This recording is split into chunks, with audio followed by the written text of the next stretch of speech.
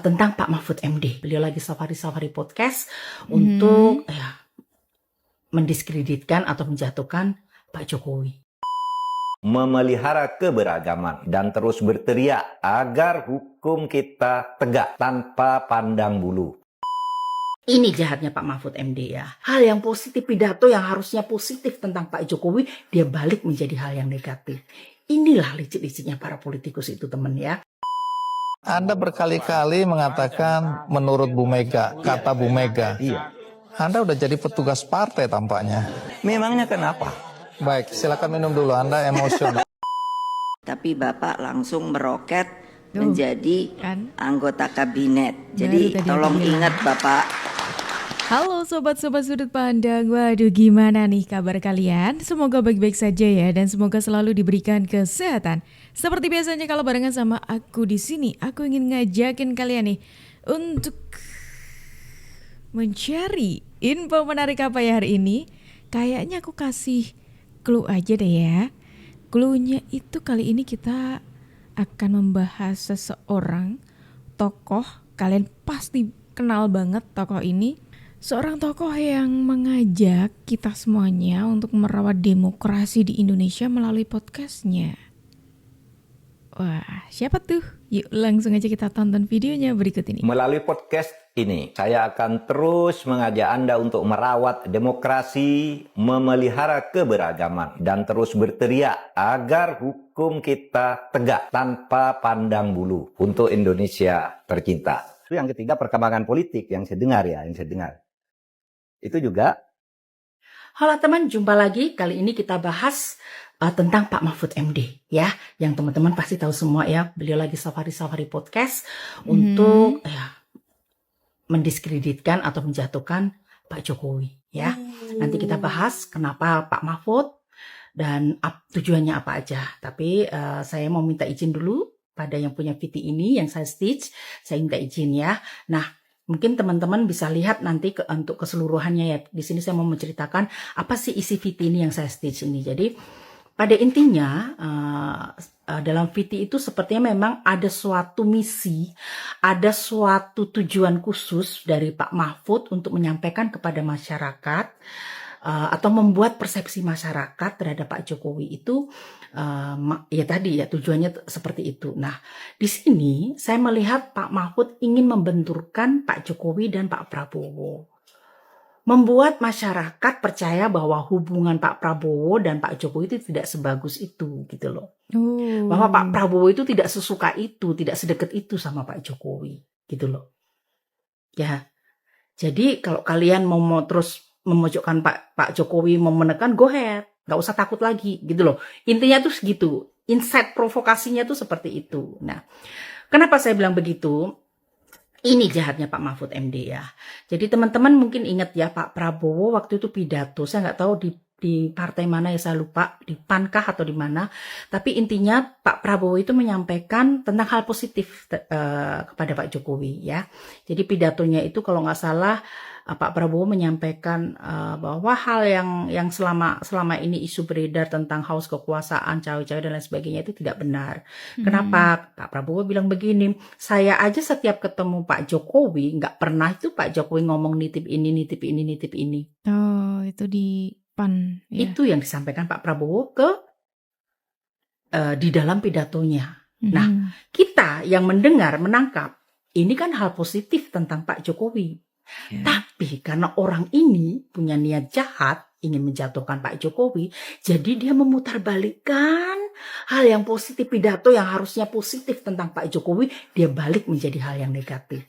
Inilah licik-liciknya para politikus itu teman ya, yang pernah saya sampaikan ya, bahwa kamu memegang remote, tapi gimana caranya remote ini kamu komunikasikan menjadi pulpen. Supaya orang percaya bahwa remote yang kamu pegang ini pulpen.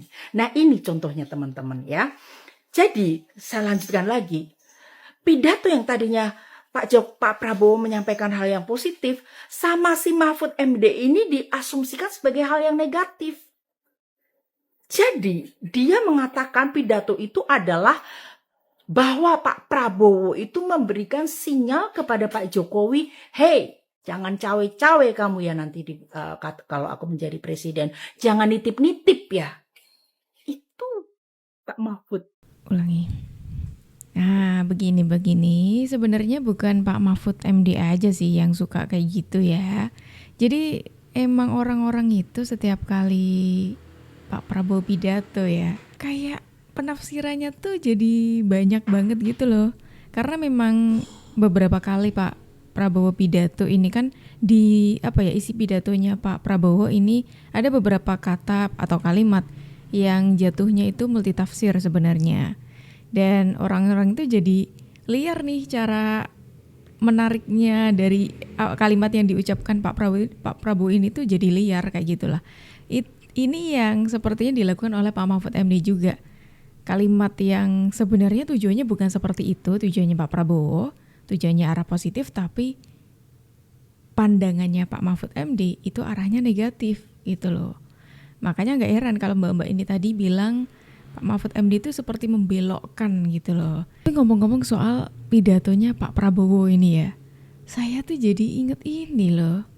Ingat Pak Prabowo pernah ngomong kalau zaman sekarang itu banyak sekali orang-orang ya kayak profesor juga yang terlalu banyak gitu, yang tujuannya untuk membenturkan antara Pak Jokowi dengan Pak Prabowo. Itu Pak Prabowo sendiri yang ngomong kayak gitu. Apakah beliau ini yang dimaksud? Gimana nih kalau menurut kalian? Coba dong tulis di kolom komentar. Oh ya, tapi ngomong-ngomong soal, kita balik lagi ke Prof Mahfud ya. Emang kalau dibandingin kalau kita perbandingan ya dari Prof Mahfud dulu sama sekarang itu memang sangat berbeda sih argumennya. Sangat-sangat berbeda. Dan ya bisa dikatakan banting setir, balik kanan, ya membelokkan, ya seperti itulah. Sangat berbeda pokoknya. Mendingan kita coba lihat dulu videonya Prof Mahfud di waktu dulu untuk mengingatkan kita ya. Pindah tuh ya biasa aja kan. Nah Pak Jokowinya ke Bapak? Mungkin orang berpikir gimana tuh Pak Mahfud kalau ketemu Pak Jokowi. Nah iya. Saya biasa aja, habis itu hadir rapat diundang oleh Pak Jokowi, ya saya duduk Pak Jokowi, Pak Ma'ruf, saya di sini kan urutannya kalau rapat. Lalu di sini Pak Muhadjir, sana Pak Erlangga, Pak Lut. Biasa tuh ndak ada rasa seperti perbedaan. Saya dengan Pak Jokowi kan sejak dulu gitu, ndak pernah ada rasanya ya bagi saya, sama-sama bicara apa adanya dan tidak menyembunyikan sesuatu gitu. Termasuk ketika saya pamit. Itu kan sesudah peristiwa itu. Betul. Ya saya pamit baik-baik, Pak Jokowi juga baik. Pak, saya ingin mundur, tetapi saya bilang, saya dulu diangkat dengan penuh kehormatan oleh Bapak. Saya mau menghadap dengan penuh kehormatan juga, menghormati Bapak. Saya mengucapkan terima kasih satu. Yang kedua, karena saya ikut kontestasi, saya mohon mengundurkan diri. Terus Pak Jokowi baik. Baik, ngeliat Bapak. Oh iya, enggak apa-apa Pak Mahfud, katanya enggak apa-apa. Dia nggak bilang kan Bapak baru berantem sama anak saya. Enggak. Pak Mahfud katanya. Pak Mahfud ini, dia bilang begitu, ada Pak Prat. Pak Mahfud ini, katanya, Menko Polhukam paling lama di era saya. Iya kan? Iya. Saya 4 tahun 3 bulan. Iya, benar. Dan mungkin sampai 5 tahun seandainya saya enggak mundur. Yang periode pertama kan Menko Polhukamnya 3. Pak jadi Pak Luhut, Pak Wiranto. Betul. Iya kan? Nah ini Pak Mahfud kuat sampai gitu. Paling lama ini gitu. Artinya ya bicara dengan begitu dari hati begitu, itu ya biasa saya dengan Pak Jokowi. Dan saya tidak merasa rikuh juga ketika peristiwa itu sudah terjadi gitu. Lalu saya ketemu dengan Pak Jokowi beberapa kali, merasa tidak apa-apa apa yang terjadi di dalam debat itu. Itu video Pak Mahfud MD waktu dulu ya.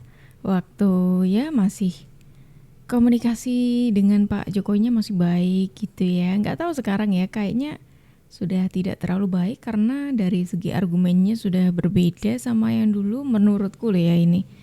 Soalnya udah sangat kelihatan sekali gitu loh perbedaannya. Benarkah begitu? Sobat-sobat coba dong. Gimana komentar kalian mengenai perbedaan antara Pak Mahfud dulu dengan Pak Mahfud sekarang nih? Apakah kalian juga merasakan perbedaannya atau mungkin menurut kalian biasa-biasa aja sebenarnya? Coba ya tulis di kolom komentar. Memang ingin menjatuhkan nama nama Pak Jokowi ya. Saya rasa sih sepertinya sih ini misi ya teman ya. Saya tahu sekali ini misi karena berapa kali dia menyanjung si ibu ini ya.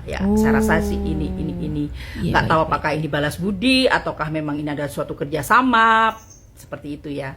Nah, kenapa yang dipakai Pak Mahfud ya kita semua tahu lah ya bahwa Pak Mahfud ini adalah orang dekatnya Pak Jokowi dan pernah menjadi bagian pemerintahnya Pak Jokowi.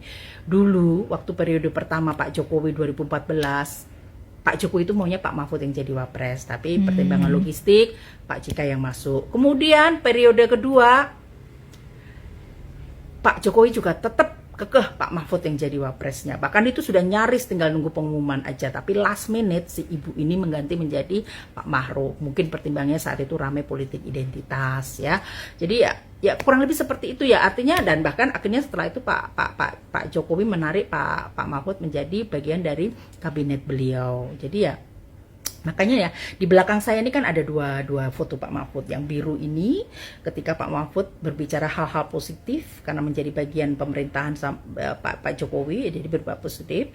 Yang sebelah ini adalah setelah kalah dari pemilu kemarin. Jadi di sini ini ketika dulu masih dekat sama Pak Jokowi dan menjadi bagian pemerintah ya Pak Mahfud dalam setiap podcastnya menyampaikan hal yang positif. Misalnya salah satunya Rocky Gerung, Alam Marudi Sarlamli, dan juga waktu itu Bang Fahri Hamzah kan juga selalu mengkritik keras, bahkan cenderung ya itu tadi kasar gitu ya, seperti itu ya, meremehkan atau merendahkan. Nah, ketika ada pengajuan penghargaan ada salah satu nama dari mereka, Pak Mahfud ini mengatakan, Pak ini orang yang mengkritik keras Bapak, yang pernah ngata-ngatain Bapak, tapi Pak Jokowi menyampaikan bahwa nggak apa-apa kalau memang sudah sesuai dengan aturan syarat, saya tanda tangan, kata Pak Jokowi begitu. Jadi Pak Jokowi nggak pernah dendam. Nah, yang kedua Pak Mahfud pernah menyampaikan bahwa Pak Jokowi ini kalau kerja detail, kalau nggak salah sama Mata Najwa deh, sama Nana. Nah, kedua dia dekat sama menteri-menterinya ya dalam bekerja. Terus yang terakhir adalah Pak Mahfud menyampaikan Pak Jokowi ini kenapa setiap digoyang nggak pernah berhasil? Karena Pak Jokowi itu nggak pernah korupsi, orangnya bersih katanya, sehingga ya bagus, ya susah untuk dicari celahnya seperti itu. Itu dulu ketika masih menjadi bagian pemerintahan Pak Jokowi, ketika masih dekat Pak Jokowi. Nah sekarang semenjak kalah kemarin, atau mungkin memang ada kerjasama atau apa ya beginilah sekarang Pak Mahfud gitulah, berusaha membuat. Jadi kalau saya bilang ini Pak Mahfud itu misinya menguatkan isu-isu yang sudah dibangun partai ini ketika pemilu, yaitu Pak Jokowi haus kekuasaan, Pak Jokowi otoriter, mengkakangi konstitusi, dan kurang lebih seperti itu. Sehingga di sini Pak Mahfud menguatkan lagi isu itu ya. Kenapa Pak Mahfud yang dipakai? Ya karena Pak Mahfud ini orang dekat yang tadi saya sudah sampaikan. Sehingga ketika yang menyampaikan Pak Mahfud, masyarakat akan percaya dengan setiap omongannya beliau ini gitu loh. Oke. Ini kayaknya sering banget aku ini ya ngomong ini gitu ya. Aku sempat menyinggung soal ini juga, kalau sebetulnya akhir-akhir ini ya kalau melihat argumen-argumennya Pak Mahfud akhir-akhir ini ya lebih tepatnya, aku ngerasa Pak Mahfud itu sudah sangat cocok sekali untuk mendapatkan KTA-nya PDIP kayaknya. Iya gak sih, begitu gak sih sobat-sobat semuanya? Karena kalau melihat yang dulu bukanlah ya sekarang gitu. Yang dulu memang bukan yang sekarang. Sangat berbeda sekali begitu ya. Bisa dilihatlah emang di sini kan aku tidak menampilkan semuanya ya kan. Teman-teman bisa lihat, sobat-sobatku bisa lihat, coba browsing, coba lihat bagaimana perbedaannya antara Pak Mahfud dulu dan sekarang. Sangat beda banget, berbanding terbalik banget antara dulu dengan sekarang begitu. Dan apalagi memang di beberapa video itu sangat terang-terangan Pak Mahfud memuji Ibu Mega, begitupun sebaliknya Ibu Mega memuji Pak Mahfud. Tuh, udah cocok banget tuh kalau misalkan Pak Mahfud ini jadi anggotanya gitu ya kan. Kan selama ini saat ini Pak Mahfud ini kan masih independen, tidak punya partai ya kan, tidak masuk partai manapun. Jadi cocok nih, mendingan langsung aja Pak, langsung cari KTA-nya PDIP begitu kalau saran saya sih. Yang tadi tekankan oleh Bu Mega di dalam ketika mengarahkan kami besok kalau di pemerintah harus akan kabinet. Sylvia, saya agak terganggu nih. Anda berkali-kali mengatakan menurut Bu Mega, kata Bu Mega. Iya. Anda udah jadi petugas partai tampaknya. Saya kontrak perjanjian dengan partai. Memangnya kalau petugas partai kenapa? Kalau petugas partai untuk melaksanakan perintah konstitusi sesuai dengan yang dimuat di ADAR partai, kenapa memangnya? Partai itu kan isinya untuk melaksanakan konstitusi, untuk melaksanakan ideologi. Kalau partai menugaskan seseorang, kamu laksanakan nih tugas partai untuk konstitusi, Undang-Undang Dasar 45 dan Pancasila. Memangnya kenapa? Baik, silakan minum dulu. Anda emosional. Kalau tadi aku bilang kayaknya Pak Mahfud MD ini cocok banget nih untuk mendapatkan KTA-nya PDIP gitu ya kan. Untuk mendapatkan, untuk masuk ya kan, untuk cari KTA-nya PDIP kayaknya udah cocok banget nih. Dari segi argumen, terus udah deket banget nih sama Bu Mega ya kan. Sudah memuji Bu Mega juga. Bahkan tidak keberatan kalau disebut sebagai petugas partai. Wow, padahal petugas partai yang seringkali disinggung orang-orang ini ya. Yang kalau aku sendiri sih menangkapnya petugas partai ini sosok yang akan selalu tunduk ya kepada Ibu Ketum meskipun itu bukan keinginannya. Terus habis itu tidak yang difikirkan utama ya partai dan Ibu Ketumnya sih menurutku begitu. Padahal seorang pemimpin itu kan yang didulukan harus rakyatnya ya kan. Yang dipimpin kan bukan hanya partainya aja nih, ya dipimpin rakyatnya gitu loh. Masa nanti kalau misalkan memang benar nih dipercaya jadi pemimpin orang nomor 1 di Indonesia, terus tunduknya sama Ibu Ketum kan nggak lucu ya kalau menurutku ya. Tapi Bapak langsung meroket menjadi kan? Anggota kabinet. Jadi tolong ingat Bapak,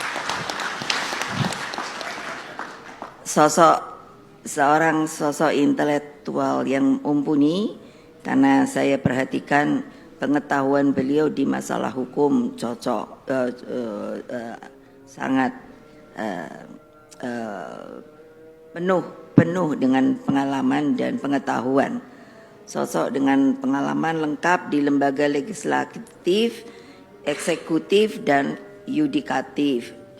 Lalu Prof. Mahmud juga dikenal rakyat sebagai pendekar hukum dan pembela wong cilik. Saya bilang sama beliau, ya ini hukum ini jangan terus semuanya pada bungkem ya. Saya bilang sama beliau. Kan tadi barulah aku bilang kan sudah saling lempar puji-pujian gitu loh. Jadi wah cocok banget nih gitu. Gimana nih kalau menurut pendapat dari sobat-sobat semuanya bagaimana? Yuk tulis di kolom komentar ya. Dan sobat-sobat semuanya terima kasih banyak karena kalian sudah menemani aku dari awal sampai akhir. Sayangnya kita harus akhiri dulu video kita hari ini sampai di sini. Tapi tenang aja karena besok insya Allah kita akan ketemu lagi. Jadi jangan lupa diklik tombol subscribe-nya supaya kalian tidak ketinggalan info terbaru dari kita. Aku Jub pamit undur diri dulu, sampai jumpa dan terima kasih.